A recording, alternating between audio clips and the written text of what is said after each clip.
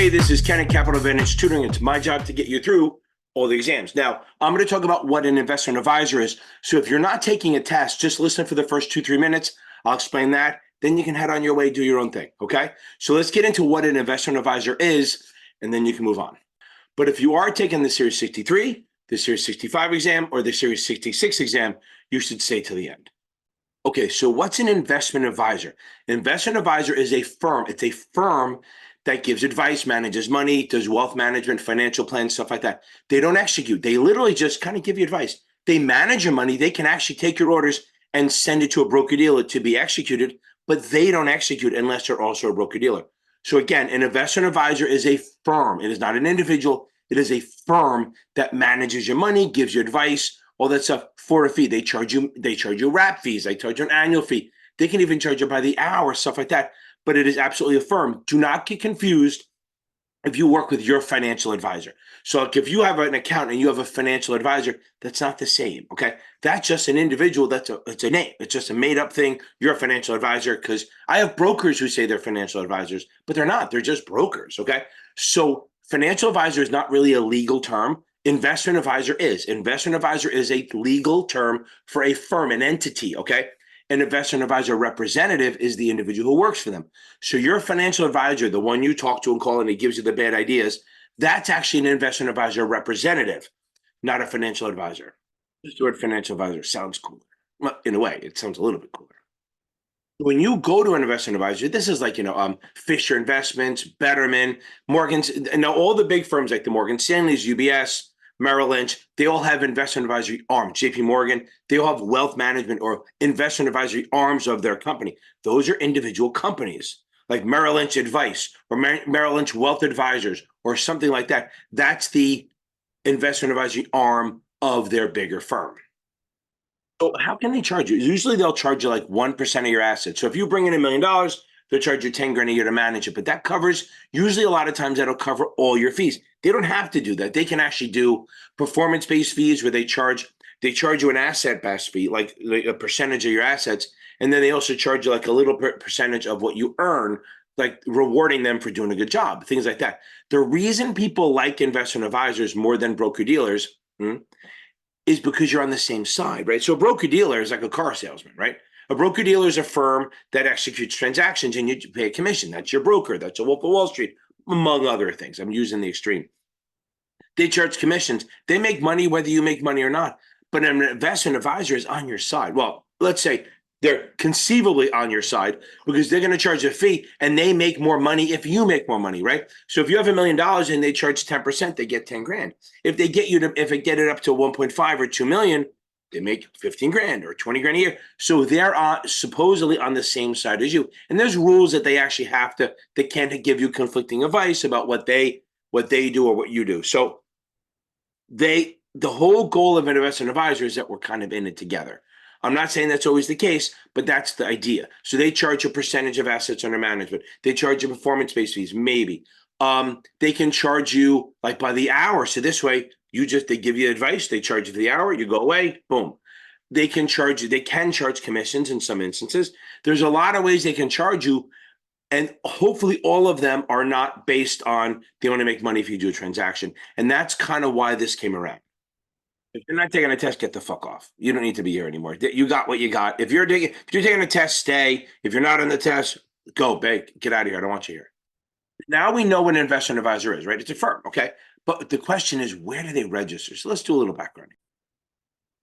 Okay, so the investment advisor is a firm or entity that gives advice as a business for compensation. A lot of people say the old ABC, advice, business, compensation. So they have to do it as a business. Like if I just spout shit out, that doesn't mean I'm an advisor unless you're paying me for that or I'm charging you for it.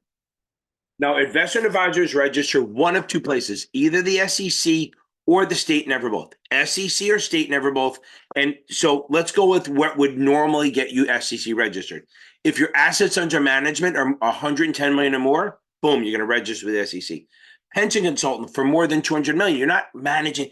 Remember, you're a consultant. You don't have the assets under management. The pension does. If it's 200 million or more, we can go SEC. If you're an advisor to a mutual fund, we can go SEC. If you're advising in 15 states or more, we can go SEC. If you are a new advisor and you think you'll get up to the over the 100 million. Well, I'll explain that in a second. Over the 100 million within the 120 days, then they also allow you to register with the SEC. Now that's as the SEC. Now the other one where you can choose is if you're between. I can put it in here. Let's type it in. Not take too long. So if you're between 100 million and 110 million AUM, you can do either state or SEC. Now, the way they word it is great. It's you're not prohibited from registering with the SEC. So the only one where you have, the only one where it's full on have to is if you have 110 million or more, or your advisor to mutual funds, you're absolutely going to have to register with the SEC. The other three, the other ones, all the other ones are you're not prohibited from registering with the SEC. So again, SEC is over 110 for sure. Between 100 and 110, it's either state or SEC. And if you're under 100, then you're going to be state only. Okay, state only is that's where you register in the various states. And we're going to get to that, state only. But you remember, never both, okay? Under 100 million. Now, what's interesting is that they give you a, I'm typing this. If you do register federally, because of the AUM over 100 million, you can actually have a bad year. If your assets drop down to 90 million, you can stay, okay? So they're not going to go into the whole technical of how many days for this and that. But the point is, if you go under 100 million, technically you should be state, but they have a buffer, like a minimum maintenance in a way, that allows it, if you drop to 90, you can still stay. And even if you go under 90, but you think you'll be back with a certain amount of time, they can stay federal. They really, once you're federal, they want you to stay that way because they don't want you to go back and forth. So again, you go in federal because your assets are over a number. If they drop down to 90, you can stay.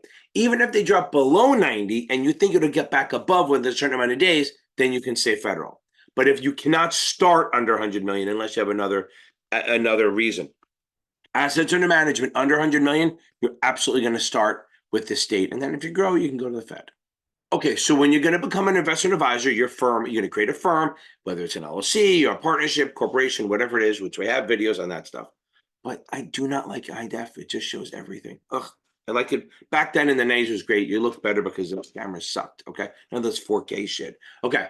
Go way back. They're probably better looking. Now, okay. So we're going to register an IA, right? So it's either going to be state or federal, but either way, we're going to use Form ADV. Form ADV, there's two parts. There's little mini parts in it, but there's mainly two parts, part one and part two.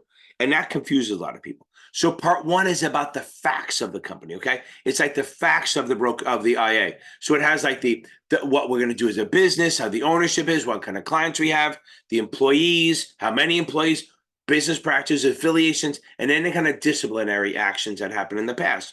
But it's all about the facts about the company, and that's what we need to know, okay? That's Form ADV part one. Now, part 1A is just general. 1B, so we have 1A is just what I just said. 1B is if you're also registering on the state level, each state might have more questions. That's where that goes. So part one is the facts. Part 1A is the general part. 1B would be if you're registering on the state level, each state may have additional questions for you.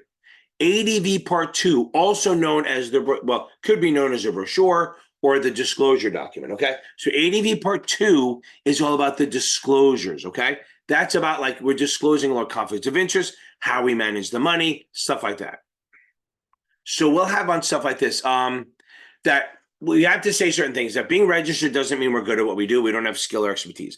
We're going to describe the firm, okay? So two is all about the disclosures, okay? Describe the firm, what kind of fees and compensation, what types of clients, how we analyze the investment strategies, stuff like that. And again, disciplinary stuff. We have the code of ethics. Do we have a soft dollar arrangement? I have videos on soft dollar. Maybe I'll try to attach it, okay? Whether we have bankruptcy in the last 10 years and all the financial information, the financial condition of the company, if we think it's going to impair the business, okay? So bottom line, okay, we have to fill out a Form ADV.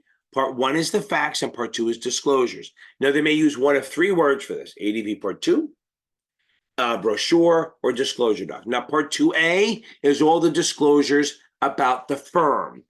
Part 2B is called the brochure supplement, and it's all about your team or you. If you're working alone, or you're working like Park Avenue Securities, it's going to be all about that department or the team that you're on.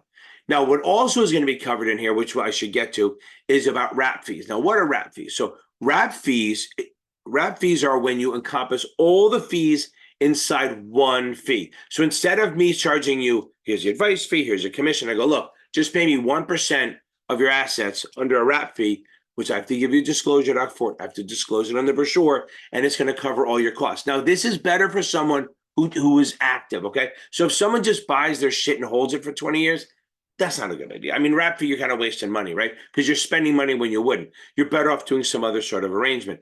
So wrap fees and management fees, like non-managed fee-based accounts, are much more for people more active. Also, we'll have whether we have custody. Now, custody, I've done videos on. Custody is when you have control of the client's assets, whether they're holding their money, whether you have full discretion, or you accept fees way in ahead of advance. I'll do a whole video on that. But if you have custody, you have to disclose that. And usually you will have to have an audited balance sheet alongside the part two of the part 2A. Okay. Then there's part 2B is for the team. So again, 2A is for the firm, 2B is for the team. I'm rambling, so I'm going to go all over the place. I'll try to stay somewhat in order. Part 2 is a brochure. Now, what is the rule here? So the rule is that if you are going to sign a contract with them, they have to get this disclosure doc brochure, part 2, at or prior to signing the contract. That's the rule. They must get the brochure at or prior to signing the contract. Now, again, they go, wait, what about the 48-hour rule? So here's the deal. The states go, that's fine. The states go, sure, deliver it at or prior. But if you don't give it to them 48 hours before they sign the contract, they get 5 days to back out without penalties. Now, if you give them advice, you can charge for the advice, but you can't penalize them like termination fees and stuff like that. So again, brochure delivered at or prior to signing the contract. You should have some sort of proof that it's been signed, that it's been received. If you give it to them at or prior to signing the contract and you're a federal covered advisor, which means SEC registered, no problem. We don't care. We're good to go. If the state advisor, the state may go, okay, if you did give it to them 48 hours before they sign the contract, then they actually get 5 days to back out of it without any penalties. Let's do a little recap of the Form ADV. ADV Part 1A is for the facts about the firm, okay? Every advisor has to fill that out and submit it to the IIRD. It's about the business and practices, the ownership control, and all the people that do the advice. 1B is for if you're an advisor going with the states. Again, 1A is all advisors. 1B is for if you're going to be in the states. Part 2 is a disclosure doc, still filed, but this is going to be given to the customers at some point. 2A, all advisors, it's about the advisor. Part 2B, or not 2B, is for the team or the individuals. So again, Part 2A is for the firm, the disclosures. Part 2B is the disclosures for the team or the individual. Now, the wrap fee is called the appendix, okay? So if you have Part 2A, the appendix is all about whether we have wrap fees or not. Now, if you have custody, if you have to get an audited financial, I'll leave it at that. If you have to get an audited financial, that's what the auditor will fill out Form ADV-E. E for, I don't know, E for everything. I have no idea why they do E, but it is E for the auditor, okay? If you go into a state, you do Form ADV. If you leave a state or just shut down, it's an ADVW. Now, there's partial and full. A full ADVW, withdrawing, you're leaving, you're done, you're out of business. A partial ADVW is like you're leaving the state or you're just changing something around, okay? So you're just reducing your role. So ADVW is withdrawing. If it's a full, you're just leaving the business. ADVW partial is like, oh, I'm just pulling out of the state or out of Chicago. I mean, out of Illinois or Idaho or something like that, but I'm still an advisor. Okay, so at the end of the year, every year, you have to do what they call an annual updating amendment. Okay, an annual updating amendment has to be distributed to the regulator within 90 days. Okay, now that's 90 days, and then you have to distribute that to the customers within 120. That could be tested, absolutely. So anytime we do an update, an annual updating amendment has to be done within 90 days of the end of the fiscal year. Fiscal year just means the year we end. We can make it whatever we want, and then it has to be distributed to the client within 120 days of the end, not 120 days of when I submitted, 120 from the end of the year. And if anything becomes inaccurate, if any material information on the Form ADV becomes inaccurate, we have to update promptly within 30 days. So if a material has to be updated promptly, but other things that are immaterial, I don't know what that would be at the end of the year within 90. Remember, 90 days to the regulator, 120 to the customer. So let's talk about let's talk about state advisors. So state advisors are the ones that are not eligible to register with SEC. So they register in any state they do business in, right? What does that mean? So any state they either have an office, place of business, or more than 5 clients, okay? So anytime they have a place of business in a state or it sounds like a seal, more than 5 retail clients in a state, they have to register either one of those, okay? They would have to register in that state. Now, the contracts on the state level, advisory, because remember, when you sign with an advisor, usually you sign a contract to say, we're going to provide these services for the next year. You can renew it, and these are the fees, blah, blah, blah, blah, blah. And there's going to be stuff in there. If you terminate, what do we charge? If we do other things, that we're also going to say in there that if we change ownership, we're going to let you know. If we change the majority of the ownership, we're going to get permission from you. All that stuff is going to be in the contract. If it's state, okay, if it's a state advisor, it must be in writing.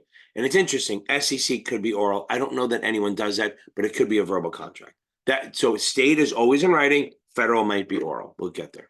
You could have discretionary authority. Now, here's the thing about discretion. Discretion is, you should know this by now, is discretion is, and you can actually make trade, you can do any sort of trade on the account that's suitable and possibly move money around. Limited discretion means you can do any suitable, you can enter orders to buy and sell without getting permission ahead of time because the customer gave you discretion. That's limited. Full discretion, which would be custody, full discretion means you can do any suitable trade and you can move money around, pay bills, shit like that. So if you have limited discretion or full discretion, you might have to put up a surety bond. A surety bond is either you have enough net cap to cover any legal costs, or you have to put up the money or securities so that the administrator knows that you have enough money to cover legal problems. That would, if you have custody, that's a surety bond is only for people who have custody, firms that have custody. Broker dealers, we know that if you want power of attorney or discretion, has to be in writing ahead of time, right? We know that. Where investment advisors are allowed to get oral discretion up to 10 days. So I can call you up and say, hey, do me a favor, watch my account for the next 2 weeks. I give you discretion. You can do that. 2 weeks wouldn't work. 10 days, okay? After the 10th day, if you don't have it in writing, then it ends. You don't go back and get in trouble. It's just, I have to give it to you. I always thought, what happens if they don't get it? I found out that if I give you oral discretion for 10 days, and then at the end of 10 days, I don't come up with anything to within writing, then I'm going to have to get it in writing. And then if I don't, I just stop. I don't have discretion anymore. Okay, since I brought up custody, I might as well finish with it, right? Okay. So custody is having like ownership or access to the client's funds, full discretion. If you get funds, here's the thing. So let's talk about what would cause a custody declaration. 1, you're named as a trustee in the account. 2, you have full discretion. 3, you send statements to the client versus the broker dealer, okay? 4, you accept prepaid fees of $500 or more 6 months in advance. That's a state rule. And then the federal will be $1,200. So think about it. If you accept prepaid fees of $500 or $1,200 federal 6 months before giving advice, that would be custody. Not for the next 6 months, 6 months in ahead. So it's December now. I'd be paying now for the June advice, okay? It's just, there are firms that do it. It's weird. If you receive a check for a third-party check and don't forward it or return it within 3 days, okay? 72 hours. That's considered custody. You have control of it. Those all would be considered having custody, which means you have to update your form ADV, God. So those would all be considered having custody, which means you have to notify the administrator. You have to then send a quarterly statement to your clients. Now that you have custody, you have to get an annual audit by an outside auditor. You will have to put up the surety bond, among other things. And you got to let everyone know. You also have to have a qualified custodian, like a bank, to hold the money. Okay? Not you, to hold the money. Okay, so if you have full discretion or custody, your minimum financial net worth as an IA has to be at least 35 grand. If it's not, you have to put up a surety bond. If you have limited discretion, you only have to have 10 grand. If you just have, I'm going to leave it at that. Okay, so if you have custody, 35 grand minimum, or put up a surety bond. If you have limited discretion, $10,000 net worth or a $10,000 surety bond. Now remember, IAs, investment advisors, have net worth. Broker dealers have net cap. Okay, so you have record-keeping rules, right? So record-keeping rules are that the state, if you're a state, remember, we're talking about state advisors, they have to follow what the state requires, okay? Now, here's the interesting part. So if you're in multiple states, you have to figure out Whose rules you have to follow? They may say 4 years, they may say 5. Pretty much IAs are 5 years. Remember that. But if one state has different requirements than the other, you only have to follow your home office, your primary place of business, that the principal place of business. You follow that state's rules, and all the other, even if they're less than the other ones, then you're good to go. So you only have to follow the record keeping and financial requirements of the state where your principal place of business is. Then you're fine in the other states. Because how could you keep track of all that shit if it changes? Remember, an advisor is a firm that gives advice as a business for compensation. So the problem is sometimes people give advice that's inadvertent or part of their business. So, like, what's not an advisor? Okay. An IAR is not an advisor. The IAR is the individual working for the advisor. They couldn't be one. Banks, issuers are not advisors. Okay. They also have, they say late, I say plate. Okay. So remember, publishers, lawyers, accountants, teachers, engineers. Plate. Publishers, lawyers, accountants, teachers, engineers.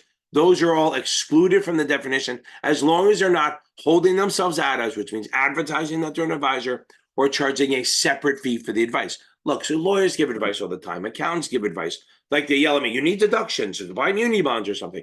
I'm not paying them for that advice. I'm paying them to be an accountant. So that's why they allow this. They say, look, they're not an advisor. The lawyer, now look, unless the lawyer or the accountant or the teacher is doing it as a side business or advertising, then they're holding themselves out as, then they would be considered an advisor. They no longer get that exclusion. The tricky one is that the accountant normally charges $400 an hour, but they only charge $50 an hour for the advice. What they're charging for the advice, they would have to be an advisor. Okay. Broker dealers and agents are not advisors. Okay. Now, unless they start charging. So broker dealers and agents are excluded from the definition, especially an agent because it's an individual. But a broker dealer is excluded unless they start charging for advice. So broker dealers give advice all day long. They absolutely do.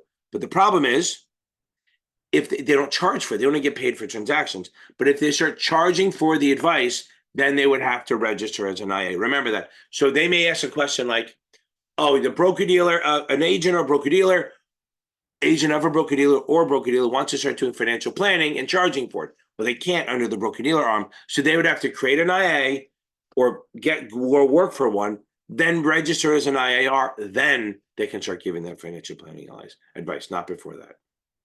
No, IARs is pretty fun. So now IAs, remember, no office, finra list retail client. They don't have to register.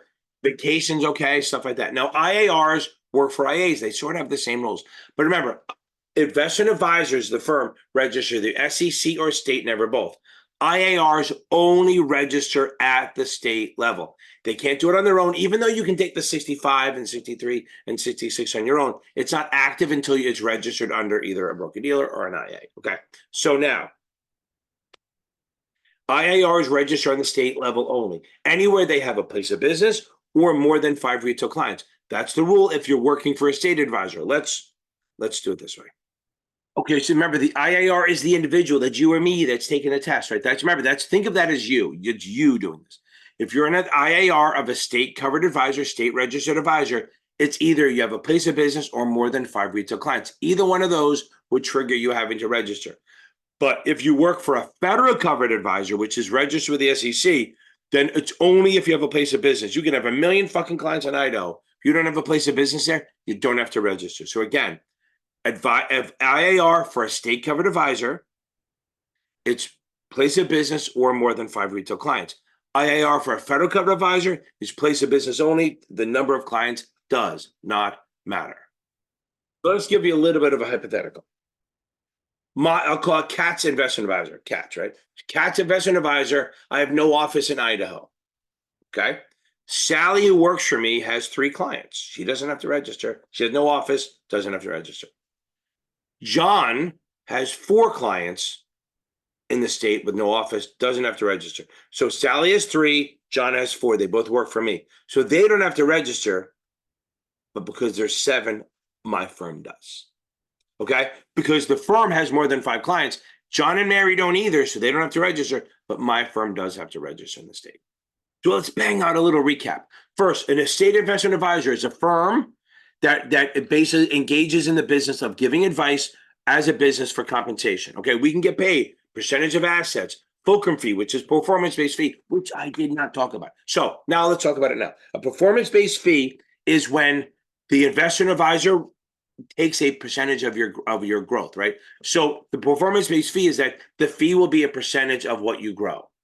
So the fee will go up the more you make. So we'll have a normal 0.5% of your assets, and then we'll say, listen, anything that you earn that we earn for you over the S&P 500, what their benchmark is, then we're going to charge you, 5, 10, 15% of it. We're going to get a piece of that. That's called the fulcrum fee, okay? A fulcrum fee goes with performance-based fee.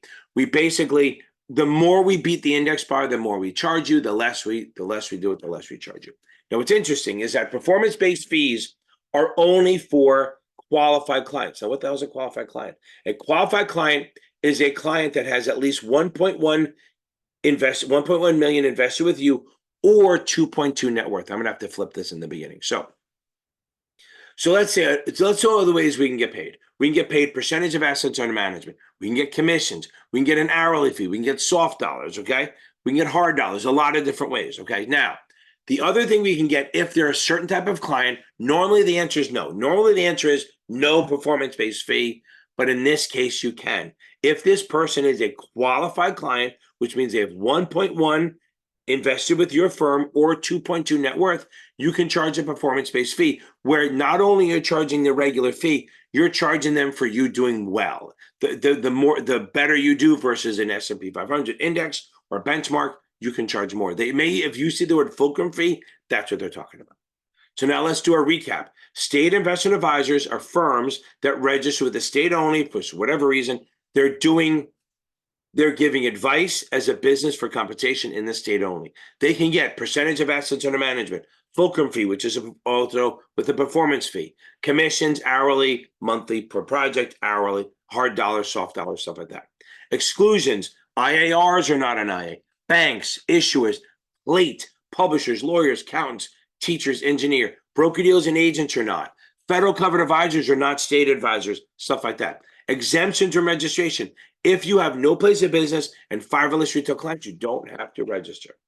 When you register, you file Form ADV, and you file a consent to serve as a process, which I should have talked about before. I think I've done it in other videos. Consent to serve as a process is you're allowing the administrator to take papers on your behalf, like if you get sued, okay? You have to pay the fee, and you have to meet the financial requirement, the net worth of the state if they do it. And you remember, you only have to meet that is if the state requires it and your principal business. Okay. You have to make sure you segregate cash and securities from the firm's assets. That's a new one. Okay. Custody it means you have control of the assets. We talked about that. Discretion means you can do trades without telling the customer ahead of time. You're allowed to do oral discretion for the 10 days, up to 10 days, 10 business days, and then after that, you have to get it in writing. Record keeping, almost everything's 5 years. The state can require 2 years readily accessible, which means in the office, and the state can have different requirements for state advisors for their record keeping. Let's talk about federal covered advisors. Federal covered advisors are covered under the Act of 40. They're considered FCA, federal covered advisors. They're giving advice as a part of business for compensation. ABC, again, advice as a business for compensation. So federal covered advisors, that's what I talked about before. They have more than 110 million. They have to register with the SEC. They're advisors to mutual funds or investment companies. They're SEC. If they're giving advisory service in 15 or more states, they can register with the SEC. If they're a pension consultant where the pension is more than 200 million, they can register with the SEC. If they're an affiliate of a federally covered advisor, they can register with the SEC. And if it's a new advisor who thinks they will get over the threshold of the SEC numbers within 120 days, we're allowed to register with the SEC. And really, they give you fucking extensions all the time. Okay. Again, we use the same thing, Form ADV Part 1, but not 1B. We do Form ADV Part 1. We do ADV Part 2, which again is all about disclosures. Remember, you're registering with the SEC, not in the states. Again, SEC only, not states. Now, they added a couple of things. SEC released 1092 because for a while it was like these sports managers and talent guys were taking the money and ripping people off. So now they changed the rule that basically it goes like this. So to be an advisor, you have to give advice on, so I say the A for advice, but it's advice on securities, investment advice on securities. If you give advice on futures or commodities or real estate, we don't care. It's literally on securities. Business, we hold yourself out as an advisor. We do it. We get compensation based on the advice, and we give reports and analysis and stuff like that on the securities as a business. We are doing to get paid. Now, there could be other ways to get paid. I mean, you can get soft dollars, you can get paid in other things. But either way, if we get compensated in any way for the advice, we are considered an investment advisor. If we give advice on securities as a business for compensation of any type, then that would be considered, you can be considered an advisor.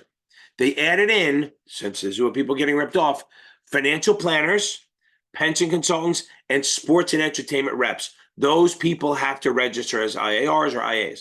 Now, if you're just a sports and entertainment rep and all you're doing is signing contracts, that doesn't sound it, right? But if you're starting to manage your money and stuff and investing it for them, then you fall under the definition of an investment advisor and you have to follow the rules. What's not an investment advisor? It sounds the same. Banks and bank holding companies. Now, what's interesting, pretty sure on the state level, bank holding company doesn't count. But the question is, what's a bank holding company? It is literally a firm that owns a bank, okay? And so like JP Morgan is the bigger firm. They own Chase Bank. JP Morgan is really financial services, but let's go for this one. It's a bank holding company. So JP Morgan and company, the one on the exchange, owns a bank. Chase Bank, that's a bank holding company. Chase isn't, but JP Morgan is. So if JP Morgan wasn't trading on an exchange, it would not be exempt. So, but Chase Bank is, because it's a bank for everything. Really, the bank does everything. Okay, now, if you give incidental, remember plate, publishers, lawyers, accountants, teachers, and engineers are exempt. Sounds the same. Broker dealers and agents are not, okay? If you're giving advice on just government securities, you will be exempt. You will not have to register with the SEC. Try this again. So the foreign private advisor, there's a lot of pieces of this, but the main ones are they're a foreign country advisor. They have no place of business in the US, and they give advice to 15 or fewer clients in the States. And they don't hold themselves out generally to the public. That's always a big one. Okay. Exempt reporting advisors. Okay. These are reporting advisors. These are advisors because they have private fund advisor, which are not going to ask you, like hedge funds. They're giving advice to hedge funds kind of thing. As long as it's under 150 million, they just have to report their financials. They don't have to register. If they go over 150 million, then they have to register with the SEC. If it's a venture capitalist advisor, you're giving advice to venture capitalists only, that would be an exemption also. But there's no number on that. So private fund exempt reporting advisors, you give advice to private fund advisors, and up to 150 million, then you don't have to register. Over 150, you do. If it's a venture capitalist advisor, there's no limit to how much. You will never have to register with the SEC.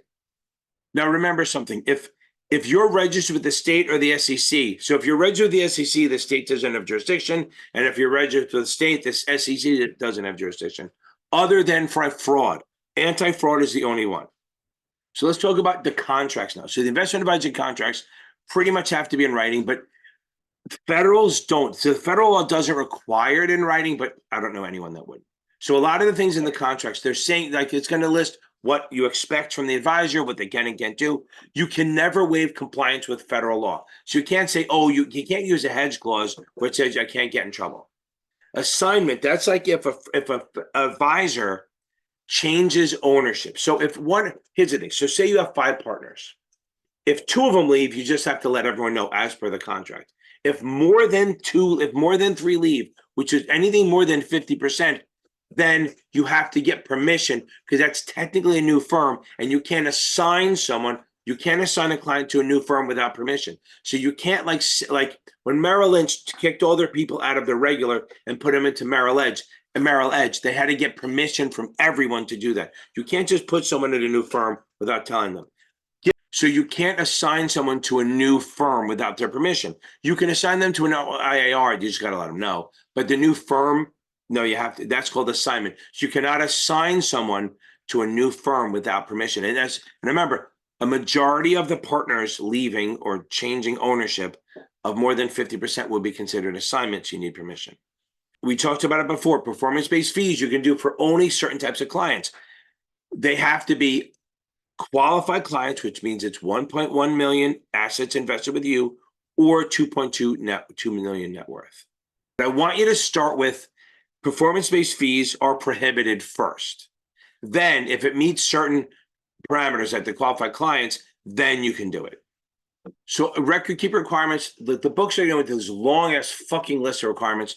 Just know that IAs have to keep everything for 5 years. Anything to do with forming the company, like partnership agreements or corporate charters or board minutes, stuff like that, has to be lifetime.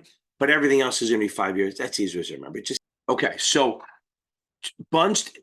aggregated and bunched orders. You have to just make sure the clients know that everything will be allocated fairly, because what used to happen was we'd bunch the orders and then give all the best clients the better prices and the worst clients the worst prices. So now we kind of just average it out and give everyone the same sort of price.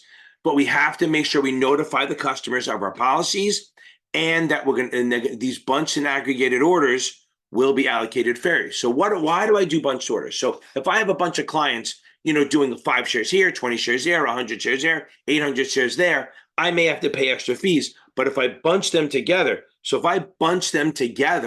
I can maybe send them to a broker dealer and get a discount or even get a better price. So there are definitely reasons why you do bunched and aggregated orders to get better prices, better execution. Okay, so solicitors. Now, what's interesting, the Advisors Act allows them to use solicitors. People define clients for them. Solicitors do not meet the definition of giving personal securities advice, so they don't register in the SEC level. They will normally register on the state level. But a solicitor is someone who finds a client for investment advisors. They have to make sure that, remember, they have to be registered at the state level. There has to be a written agreement between the solicitor and the investment advisor. They can even pay them cash as long as there's a written agreement. So when we have a solicitor, we have to use a couple of things. There has to be an agreement specifically listing what the solicitor is going to do and the compensation. When a solicitor goes to get a client, they have to give their brochure, because they're an advisor, and the firm's brochure, and they have to get a signed disclosure that they got the receipt of both brochures. So that's what solicitors have to get, a signed receipt of both brochures. So I have another video on the advertising rules. I'll link it here. That's about the advertising for that. Now, remember a couple of things. As a federal covered advisor, federal covered advisors can use testimonials and endorsements. State advisors cannot. I'll link the video here. But remember, advertising is anything sent to more than one person. Okay, anything sent to more than one person. Now, as an advisor or a rep, can you use RIA or IAR? No, those are not, whatever you want to call them, initials that you're allowed to use. Okay, you're not allowed to use an IA or IAR or RIA as a acronym for your shit. Okay, now, so let's hit it. Let's do the review. Okay, what's a federal covered advisor? It's a firm that gives advice as a business on compensation. So what's an advisor? Investment advisor. And this one is a federal covered investment advisor. It's a firm that gives advice as a business for compensation, and they have to register the SEC. Why would they register the SEC? They have over 110 million under management, or even 100. They could, if they are managing a mutual fund, among other things. The main two are over 110 million and giving advice to a mutual fund. Those would automatically require SEC if you're in 15 states or more, or you're a pension consultant for 200 million or more pension. I've done this, so I'm ripping through it very quickly. They can register with the SEC. How can you get paid? Same as a state advisor. Hourly fee plus commissions, percentage of assets under management, performance-based fees.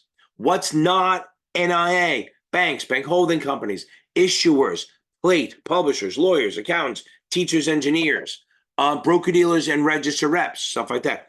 The local exception, that's where if all your clients are in one state and you're not giving advice on exchange-listed securities, the SEC will not make you register.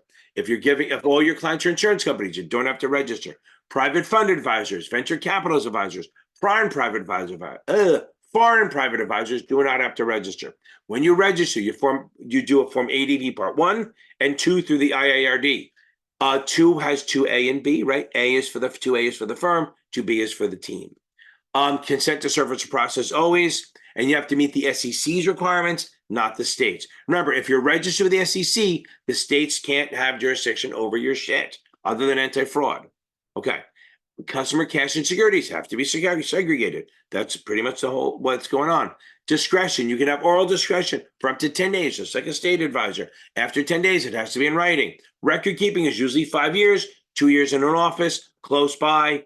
Anything to do with lifetime is like articles of incorporation, partnership agreements, minutes from the board meetings, stuff like that. So that's a good recap of the investment advisor and the investment advisor rep. I still say you got to read the book. Don't just base it on this. There's a lot of stuff you can get out of the books, whether it's Kaplan, STC, or my favorite, Achievable. Listen, thank you very much. Check me out every Tuesday and Thursday night, live from Chatham on Tuesday and Thursday nights, 8:30 p.m.